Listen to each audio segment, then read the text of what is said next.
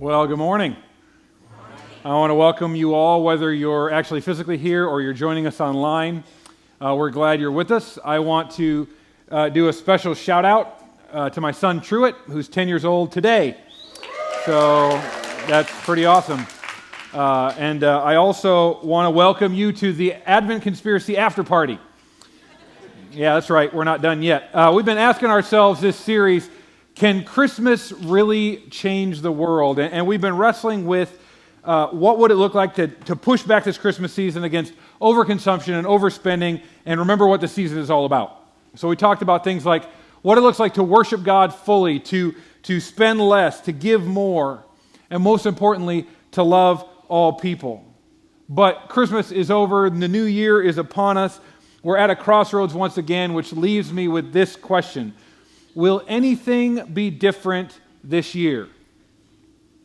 As a result of, for those of you who have been part of this sermon series, as a result of what you've learned, or maybe as a result of what you've learned all year long, we're so good to, we bring our notebooks and we take notes and we go, oh, that sermon was so good.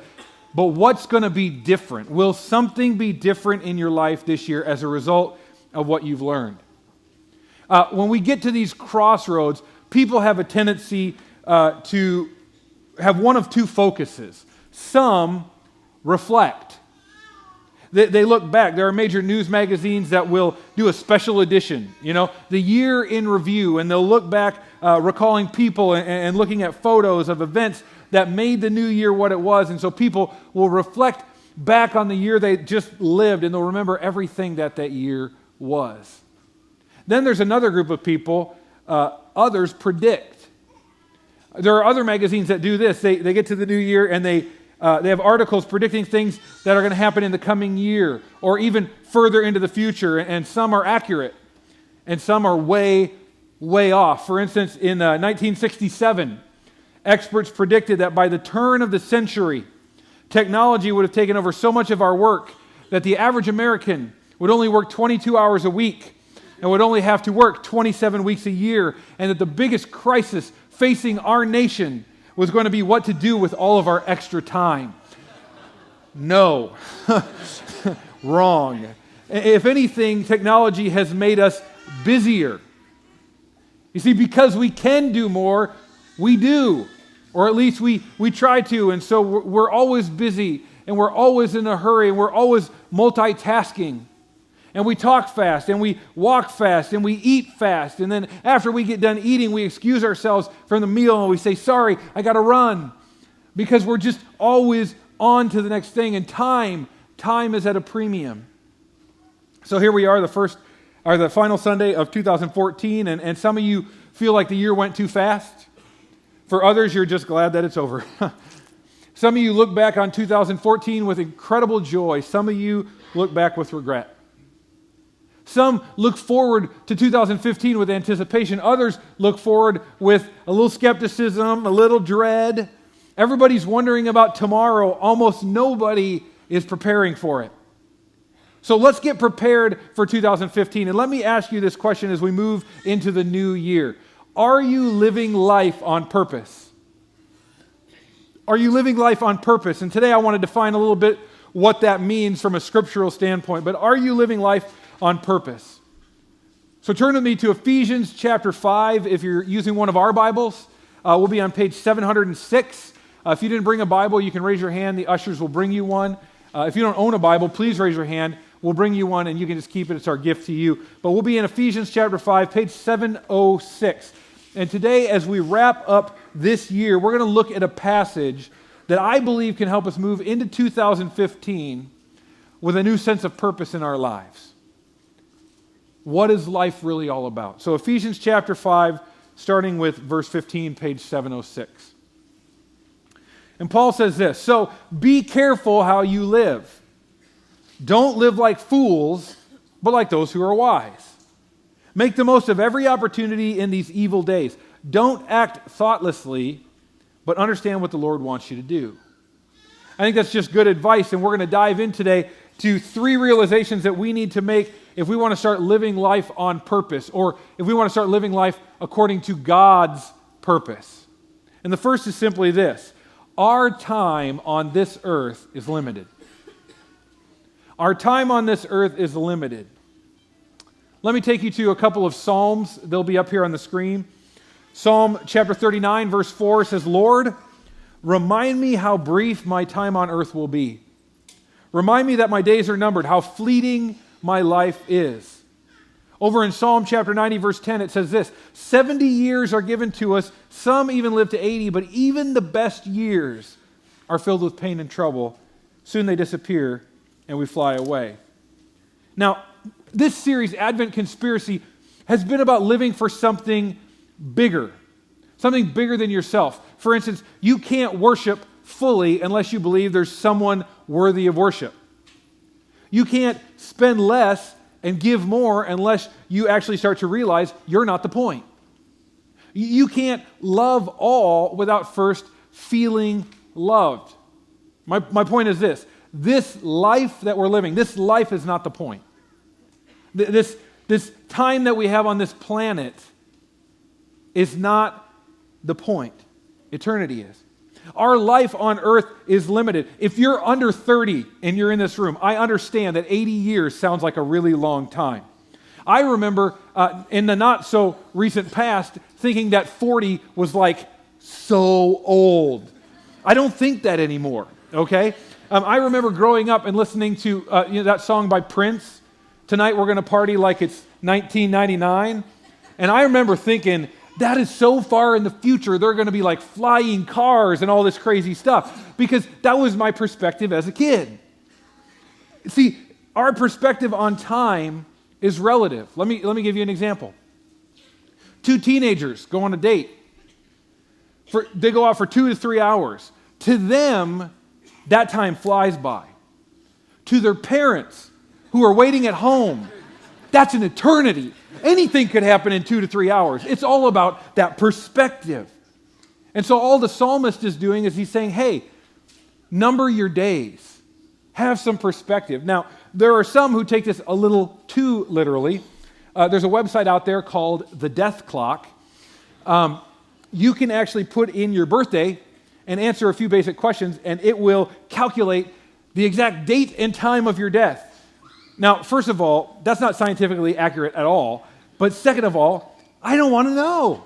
Why would you want to know this information? But there is a truth that's really solid, and that's this. You can't count on tomorrow. You just can't. We're not promised tomorrow. All we have is right now. All we have is this moment. All we have is the next breath. And each one's a gift, because our time on earth is limited. And the Bible is just saying it's wise to consider the brevity of life. Leslie Flynn wrote a book called It's About Time, and the book says this: if you are 35 years old, you have 500 days left to live. After subtracting sleeping, working, running errands, going to the doctor, eating, traveling, all those other necessities, in the next 35 years of your life, you will have the equivalent of 500 days left to spend as you see fit. That's kind of crazy, isn't it? And all the psalmist is saying is, spend them wisely. Think about what you're doing. So we go back to our question. Are you living life on purpose? Are you living carefully? Are you making the most of life? That, first of all, means knowing that where your life is in the Lord. It means knowing why God has you on this planet and what your divine purpose is. And most important, it means knowing that that divine purpose isn't actually about you. You see, most people have no idea why they're here, much less what God has for them to do. You know that scripture, John chapter 10, verse 10, where it says the thief has come, the enemy has come to steal and kill and destroy. Well, this is one of his greatest successes. He has stolen our purpose and our direction in life. So there are Christians all over the place wandering around, living life with no divine purpose. And Satan loves that because he wants to steal your days and have you waste them on you rather than on your divine purpose. This is a basic issue of supply and demand. Here's what I mean. When something is in short supply and the demand is high, what happens? The price goes up, right? That's just how it works. More scarcity equals more value. Things like gold and diamonds would have no value if they were as common as rocks, but they're not. Well, time would not be so precious if we didn't all die, but we do. We have a certain number of days. And so my question is, if time is so precious, why do we waste it? And more importantly, why do we waste it on the things we waste it on?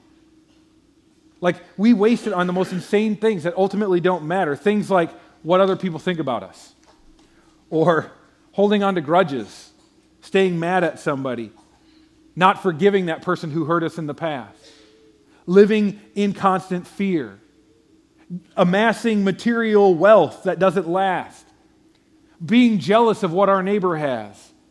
None of these things matter. None of these things last. God didn't give us the same talent. He didn't give us the same wealth, but He gave us time. And we're to steward it, which leads to number 2. We're responsible for how we spend our time. We're responsible for how we spend our time. Ephesians 5:15 and 16, let's look at it again. It says, "So be careful how you live. Don't live like fools, but like those who are wise. Make the most of every opportunity in these evil days." And so he makes a comparison here of what's wise and what's foolish. And Paul's contrasting two viewpoints, two ways of viewing the world. And he essentially says this: the foolish person has no strategy in life. The foolish person has no strategy. He misses opportunities to live for God in the midst of a lost and hurting world. Wisdom is simply about living on purpose. Like if you're on this planet, okay, so that's all of us. If you're breathing, I hope that's all of us. If you have a pulse, you're here for a divine purpose. God does not randomly have you on a planet. He has you here for kingdom reasons. Wisdom simply involves using your time, your energy, your resources right to accomplish His purpose for you. Now, remember, when the Bible talks about time, it can mean different things. There are different definitions of time. And when it says here, make the most of every opportunity, it's not using the word chronos, which is where we get chronology, like seconds and minutes and hours. It's not using that. It's saying, make the most of every opportunity, kairos, which is this idea we've been talking about, these God-ordained moments. This isn't about time management. It's about recognizing where God is at work and responding to His voice. God, what are you doing? What are you showing me this? And what would you have me do with it? It's making the most of every opportunity. In Galatians chapter 6, verse 10, it uses the same word, this kairos word. It says this: therefore, whenever we have the opportunity, whenever these moments where God intervenes, kind of interject themselves into our lives, whenever that happens, we should do good to everyone, especially to those in the family of faith. He's saying, make the most of the time, or literally purchase or redeem that time. The phrase actually means to buy back those moments, to buy back those opportunities. Every moment is full of opportunity, and we're called to redeem that opportunity and make the most of it. We're opportunity stewards. The problem is we either waste time, or what's worse is we value time so much we try to save it or manage it. Now, time management is a buzzword in our culture. We have taught our staff on this. This is like everything from to-do lists to checklists to calendars. And so we set our goals and we plan our days and we try to become better at managing time overall. And that's not a bad thing. It's okay. However, Stephen Covey, who is a leadership guru, wrote a book called 7 Habits of Highly Effective People. Anybody read that book? You probably didn't have time. But he says this: time management is a misnomer. He says this: the challenge is not managing time, the challenge is managing ourselves. See, Scripture is not talking about time management. Yes, we're called to be good stewards of our time, but that's not about managing time, it's about redeeming it. It's not about managing hours, it's about maximizing opportunities. So the call is not to count our hours, the call is to make every hour count. Before there were modern harbors, a ship that would come into port would have to wait until the tide was just right so that it could come into port. And there was a Latin term for this. It was the term ob portu, which meant ship off of port. It was just this picture of the ship waiting for just that right moment when the tide was right and they could come in. It's where we get our English word opportunity. Your life is full of God opportunities. What are you doing with your God opportunities? There are people that God is going to put in your path. There are conversations that He wants you specifically to have. There's going to be a friend or a coworker that just needs to talk. You're going to have the chance to lend a helping hand. There's going to be the ability to influence somebody's life just by hosting or leading a life group. You're going to have the opportunity to teach kids in our church about Jesus just by volunteering with the kids ministry. Or even more importantly, to teach your own children in your home what God's Word says. What are you doing with those opportunities? What are you doing with your time? How are you handling this most precious gift? Are you saving it? Are you managing it? Or are you making the most of it? Are you redeeming it? Are you blind to the world around you because of your lack of time? Or do you look for opportunities that God is going to open up every day? In 1 year, there are just 8,760 hours. That's what you get in 1 year. Now, let's talk church attendance. If you never miss a Sunday, let's just pretend that we never miss a Sunday. That would be 52 hours. If you come and you attend a service, and then you stay and you serve at a service, which is what we want you all to do, that's 104 hours. If you get into a life group, which is going to meet for an hour or so, 12 weeks here, 12 weeks there, that might be like 160 hours total, a year. But here's the deal, that leaves you with 8,600 hours. So I'm not even talking about church attendance. My point, you can come to the church every time the doors are open, and that's great. But this isn't a call to come to church. It's a call to be the church. It's not about the 160 hours you spend with us. It's about the 8,600 that you don't. Your life is a God-given opportunity. What are you doing with it? Which leads to number 3. God has a plan for our time. Make it personal. God has a plan for your time. Look at verse 17 again. Don't act thoughtlessly, but understand what the Lord wants you to do. Key idea there, there's something the Lord wants just you to do. And the idea of understand here, the translation is like assembling all the facts, getting the big picture. Now, if your life is like mine, it's filled with things that I can't make sense of. God, why did you allow that to happen? Why are my family members going through that? Why are they making those stupid decisions? Why aren't you intervening? Why didn't you fix this? And so many of our experiences in life just seem like these random, unrelated events that we can't put them all together. Phrases like, well, we're just taking it a day at a time, or, oh, tomorrow's a new day, indicate that we're not seeing the bigger picture. Let me illustrate it this way. How many of you watched the show Lost? Okay? A few of you are willing to admit it. Some of you are liars. I don't care whether you loved or hated the show. I don't even care if you want to, I don't even want to get into the argument about whether or not the ending was good or stupid. It was stupid for those who haven't seen the show. But Lost is an example of a perfect trend in our culture. Lost was a show with absolutely no plot. It was about the characters, right? You love Jack, you love Kate, you love Hugo, you love to hate Sawyer. You fall in love with the characters, but there's no plot. And the problem with no plot is the plot's all about where things are going. So if there's no plot, the story doesn't go anywhere. You're not really going anywhere, which works great for Lost. They're trapped on an island. Where are they going to go anyway? But in real life, folks, this is a problem. Our culture has made life about the characters. namely, me, the main character. Oh, you thought you were the main character?